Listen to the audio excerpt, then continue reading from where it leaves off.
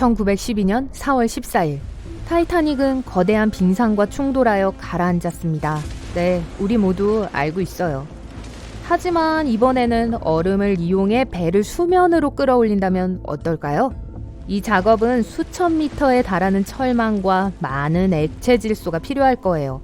목표는 타이타닉호를 거대한 얼음 덩어리 속에 넣어 배를 수면으로 끌어올리는 것입니다. 이를 위해서는 선박의 잔해를 철망에 싸서 액체 질소로 둘러싸야 합니다. 직면하게 될 첫 번째 문제는 배를 완전히 감쌀 수 없다는 것입니다. 어떻게든 철망을 밑으로 넣기 위해 배를 약간 들어 올릴 필요가 있어요. 기적적으로 그것을 해냈다고 가정해 볼게요. 다음으로 수백 개의 대형 액체 질소 탱크를 운반해야 합니다. 물속에서 탱크를 열면 질소는 너무나 차가워서 대서양의 얼음물은 끓는 물처럼 보일 거예요. 질소는 부글부글대면서 흩어져서 절대 그물 주위에 얼음 덩어리가 생기지 않을 거예요.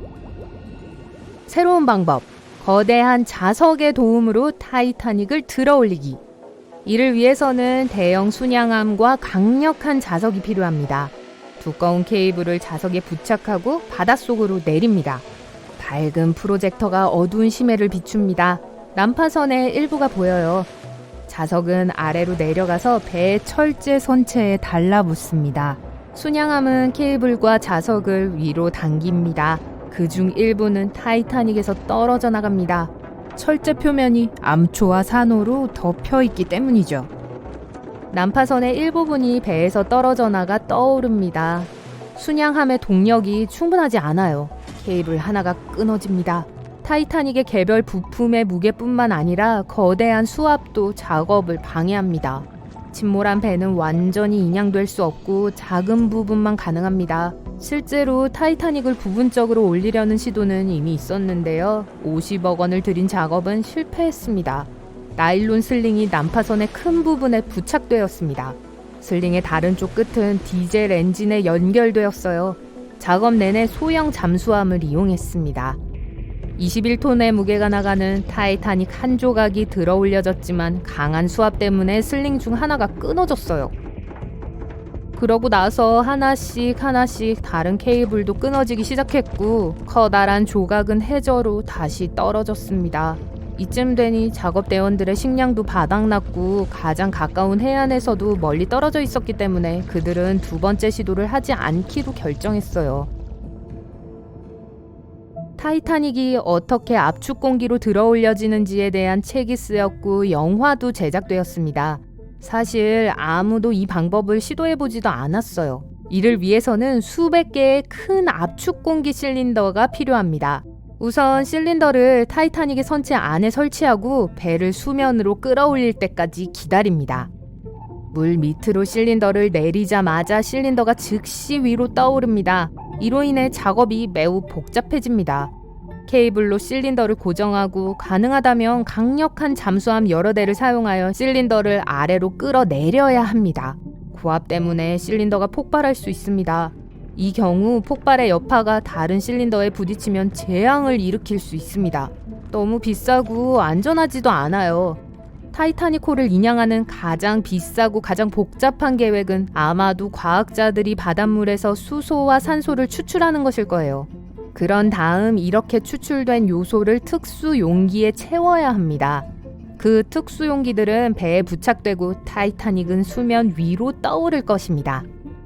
수백만 톤의 물에서 산소와 수소를 추출한다고 해도 나머지 바닷물은 그것을 대체할 거예요. 이러한 필터링이 가능한 기계는 수십조 원의 비용이 들 겁니다.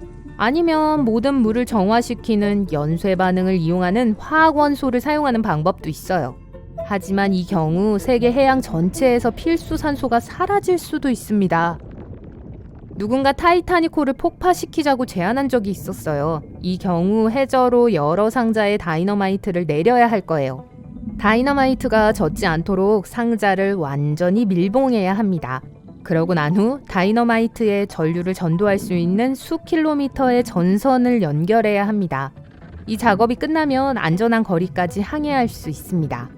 자, 이제 버튼을 눌러 전선을 통해 전류를 흘려보내서 다이너마이트를 작동시킵니다. 3, 2, 1. 잠깐만요. 왜 이런 짓을 하죠? 폭발이 발생하면 타이타닉의 잔해는 해저에서 사방으로 흩어질 겁니다. 그러면 바다에서 타이타닉호를 들어올리는 건 불가능해질 거예요. 타이타닉호를 끌어와 물고기처럼 바닥에서 들어올릴 수 있는 거대한 갈고리를 상상해보세요. 침몰할 배를 들어올리려면 정말 큰 갈고리가 필요할 거예요. 그런 갈고리를 만들었다고 가정해보죠. 여러분은 대형 순항함에 올라타서 닷처럼 고리를 내리고 있습니다. 갈고리는 타이타닉호 바로 위에 떨어지지만 부착되지는 않아요.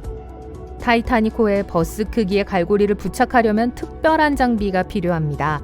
기계팔을 가진 거대한 잠수함도 필요해요. 이러한 장치를 만들고 엄청난 압력하에서 작동시키는 것은 이미 불가능에 가깝습니다. 하지만 타이타닉호에 고리를 거는데 성공했다고 가정해볼게요. 그런데 순양함이 50톤이 넘는 배와 10톤이 넘는 갈고리를 들어올릴 만큼 충분한 동력을 가지고 있지 않다는 걸 알게 될 거예요. 임무를 완수하려면 순양함 여러 척과 수십억 원이 더 필요합니다. 뜨거운 왁스가 일단 식으면 왁스는 단단해지고 수면 위로 떠오릅니다. 해저까지 왁스를 싣고 가서 타이타닉호 안에 붓는다면 어떨까요? 왁스가 비싼 재료가 아니라는 점을 고려할 때 효과가 있을 수 있어요. 그래서 왁스를 녹여 튼튼한 탱크에 붓고 잠수함에 아무도 침몰할 수 없는 타이타닉이 빙산과 충돌할 거라고는 상상도 못했어요. 한 사람을 제외하고는요. 윌리엄 토마스 스테디오. 물론 직접적으로는 아니에요. 어느 날 타이타닉의 침몰을 예상하면서 침대에서 벌떡 일어난 것도 아니죠. 오히려 타이타닉이 침몰하기 26년 전인 1886년 3월 3일에 생존자가 들려주는 어떻게 대서양 한가운데 우편선이 침몰했는가 라는 힘을 실어주는 단편 소설을 썼어요. 네, 간단하게 요약해볼게요. 타이타닉은 1912년 4월 사우스햄턴에서 뉴욕까지 북대서양으로 이동했어요. 배는 빙산에 부딪혔고 3시간도 채 지나지 않아 완전히 물에 잠겼어요. 제한된 구명보트의 개수와 차가운 물 때문에 탑승한 2208명 중 단 706명만이 살아남았어요. 또 다른 여객선인 카르파티아호가 조난 신호를 듣고 생존자들을 태워 안전하게 뉴욕으로 데려왔어요. 윌리엄 스테드가 쓴 짧은 이야기는 미국행 여객선을 탄 영국 선원인 토마스에 관한 이야기예요. 어느 순간 주인공은 비상시를 대비해 배에 탑승한 모두를 위한 구명보트가 충분하지 않다는 걸 깨달아요. 며칠 후 짙은 안개가 모든 시야를 덮게 돼요. 행운은 전기선의 편이 아니었어요. 떠돌이되어 충돌했어요. 타이타닉이 빙산에 부딪힌 것처럼요. 916명 중 고작 200명만이 안전하게 미국에 도착했죠. 주인공은 물에 뛰어들어 구명보트에 올라타서 간신히 살아남게 됐죠. 여러분, 그 이야기가 업계의 모든 사람들을 격분시켜 배의 구명보트를 추가하게 했을 거라고 생각했을 거예요. 하지만 안타깝게도 이 책이 출판됐을 때는 거의 주목을 받지 못했어요. 더 비극적인 것은 윌리엄 토마스 스테드가 타이타닉이 침몰했을 때 타고 있었다는 거예요. 그리고 그는 살아남지 못했어요. 스테드를 알고 있던 생존자들은 스테드가 항상 쾌활했고 식사 중에 이야기하는 걸 좋아했다고 언급했어요. 그는 배의 디자인이나 얼마나 튼튼한지를 칭찬했어요. 목격자들은 또 배가 침몰했을 때 구명조끼를 다른 사람에게 주면서 그가 어떻게 도움이 되었는지에 대해 이야기했어요. 그는 직업상 기자였고 행사를 위해 뉴욕으로 가는 길이었어요. 그가 현대 저널리즘에 가장 크게 공헌했던 것 중 하나는 모든 여러분께서는 타이타닉의 침몰에 대한 이론이 얼마나 많은지 알고 계신가요? 네, 엄청나죠. 오늘 여러분에게 공유해드릴 저만의 이론까지 포함해서요. 그리고 나서 어떤 것이 가장 그럴듯하게 들리는지 여러분께서 결정해보세요. 이 사건에 대한 첫 번째 가설은 통침몰 이론이었습니다. 매우 단순하고 기본적인 이론인데요. 아무런 분열 없이 침몰이 일어났다고 주장하고 있죠. 새벽 2시 15분 배가 빙산과 충돌합니다. 새벽 2시 18분 불이 꺼집니다.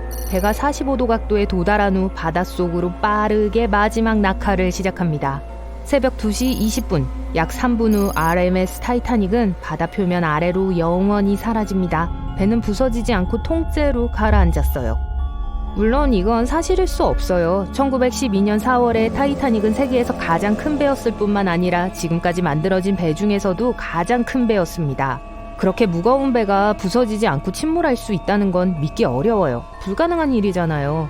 뭐 이론가들을 비난할 수는 없겠죠. 하지만 잔해가 발견되기 전까지 이 외에는 다른 이론이 없었습니다. 잠깐, 그럴까요? 참사 다음 날 생존자들은 인터뷰를 했습니다. 무슨 일이 일어났는지에 대해 이야기를 들려줬죠. 그리고 승객 중 몇 명은 배가 실제로 두 동강이 난 채로 물에 잠겼다고 말했어요. 예를 들어 17살 소녀 잭 세이어는 자신이 기억하는 대로 침몰 사건을 설명했습니다. 그리고 LD 스키드모는 자신의 묘사를 바탕으로 스케치를 그렸습니다.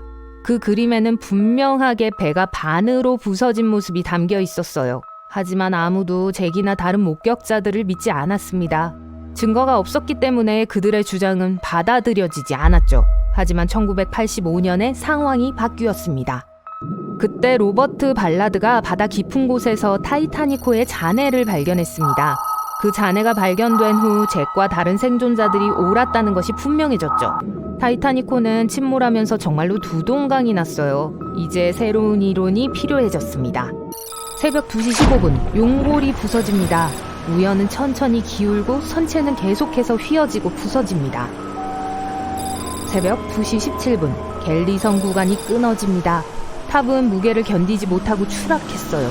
불이 꺼지고 선미는 공중으로 떠오릅니다. 현두가 부서지고 가라앉기 시작합니다.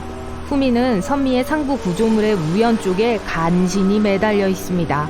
선미는 다시 가라앉기 시작하면서 천천히 좌연으로 넘어갑니다. 마지막으로 한 번 더 올라가더니 반원을 그리듯 회전하면서 가라앉았습니다. 이 이론 꽤 설득력 있게 들리죠? 하지만 사람들은 이 이론에서 허점을 찾기 시작했어요. 예를 들면 타이타닉호는 그렇게 높은 각도에 도달할 때까지 버틸 수 없었을 거라는 거예요. 훨씬 더 일찍부터 배는 부서지기 시작했을 겁니다. 이는 연구와 추리를 할 부분이 훨씬 많이 남아있다는 의미죠. 그래서 사람들은 자기들만의 가능한 시나리오를 생각해내기 시작했습니다. 그 누구도 좋아하지 않았던 것들을 먼저 살펴볼까요? 첫 번째 침몰 이론에 따르면 타이타닉이 높은 각도를 만들어내면서 선미의 무게가 지탱되지 못해 위에서부터 아래로 균열이 발생했다고 했죠. 하지만 이는 물리적으로 불가능합니다. 다른 이론은 없을까요? 2006년 해군의 건축가 로저 롱은 소위 말하는 V 이론을 연구하기로 했습니다. 새벽 2시 17분 배는 아마 11도 정도의 낮은 각도에서 부서지기 시작했을 거예요. 상부 구조물이 떨어지고 균열이 발생하기 시작합니다. 그 순간에는 타이타닉의 이중 미창만이 배를 지탱하고 있었어요. 하지만 배의 고장으로 인한 압력으로 이중 미창도 휘어지기 시작했죠. 갈라진 틈으로 물이 쏟아지고 있습니다. 물이 두 공간 사이에 하중을 실으면서 배를 다른 방향으로 휘어지게 해 V자와 비슷한 모양이 만들어집니다. 위층의 갑판이 으스러지고 휘어집니다. 현두는 바닥을 향하고 선미는 마지막으로 가라앉습니다. 하지만 이 이론은 발표된 이후로 여러 번 반증됐어요. 타이타닉의 뱃머리 부분의 위쪽 갑판의 모서리가 모두 부서지고 으스러졌기 때문에 로저 롱은 이 이론을 생각해냈습니다. 하지만 이는 타이타닉이 해저에 부딪히면서 생긴 물의 힘, 유압기류 때문이라는 게 밝혀졌어요. 또 다른 V 이론에서는 후미가 파손 후 물 밖으로 떠올랐다고 주장합니다. 전직 타이타닉 매니아가 밀던 이론이죠. 하지만 이 이론은 후미의 엄청난 부피 때문에 물리적으로 불가능하다는 것이 증명되었습니다. 그뿐만 아니라 잘못된 정보에서 출발한 이론이었어요. 잭 세이어가 한 말 기억나시나요? 이 이론은 그의 스케치와 승객 몇 명의 말을 바탕으로 한 겁니다. 하지만 사실 그들 중 누구도 타이타닉이 이렇게 망가지는 걸 본 적이 없었습니다. 잭 자신도 인터뷰에서 그 스케치가 실제로 본 것과는 완전히 관련이 없다고 진술했어요. 그 그림은 타이타닉의 조난 신호를 받고 도움을 준 카르파티아호의 한 승객이 그린 것이었어요. 따라서 그 그림은 증거로 사용될 수 없었습니다. 이제 이 사실을 알았으니 대부분의 사람들이 믿는 이론으로 넘어가 보죠. 타이타닉을 다룬 어둡고 무서운 밤이었어요. 수백 명의 사람들이 구명보트에 앉아 그 순간부터 무슨 일이 일어날지 또 자신들의 삶이 어떻게 될지 모른 채 있어요. 그 사람들이 알고 있는 건 자신들이 불과 몇 시간 전에 타고 있던 거대한 배가 자신들의 눈앞에서 사라졌다는 것뿐이에요. 그들은 도움을 기다리면서 홀로 있었어요. 누가 오고 있긴 하나요? 그들은 비교적 가까이에서 항해하고 있던 나머지 배들이 자신들이 도움을 요청하는 소리를 들었는지 전혀 알지 못해요. 기다리는 수밖에 달리 방법이 없었어요. 타이타닉호, 빙산, 그리고 어느 날 밤. 100여 년이 지난 지금도 모두가 이야기하는 현대사의 가장 유명한 이야기 중 하나죠. 16척의 구명보트는 탑승객의 50%를 약간 넘는 인원만 수용할 수 있었어요. 게다가 그중 많은 배가 여전히 반쯤 비어 있었어요. 그들 중에 밀비나 딘이라는 2달 된 어린아기가 있었어요. 거대한 배에 탄 가장 어린 승객이었죠.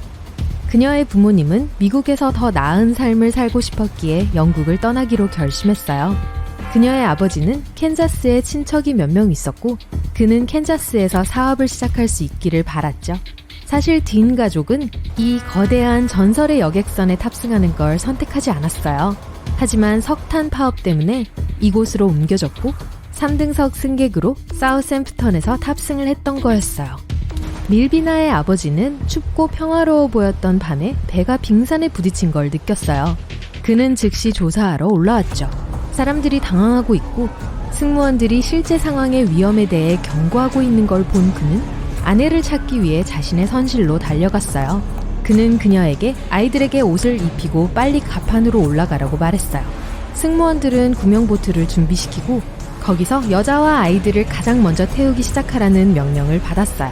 적어도 몇몇 가족 구성원들이 안전할 수 있던 기회였죠. 밀비나 그녀의 엄마 그리고 그녀의 오빠는 10번 구명보트에 탔어요. 이들은 침몰하는 배를 탈출한 706명의 선원과 승객들 중에 가장 먼저 탈출한 사람들 중 하나였죠. 후에 카르파티아호라고 불리는 전기선이 도움을 요청하는 그들의 소리를 듣고 승객을 구하러 왔고 그들을 뉴욕으로 데려갔어요. 안타깝게도 그녀의 아버지는 뒤에 남아서 스스로를 구하지 못했어요. 밀비나는 배를 타고 출항했던 곳에서 멀지 않은 영국의 애쉬허스트에서 자랐어요. 일생을 사우샘프턴의 작은 사업소에서 비서이자 조수로 일하며 보냈죠.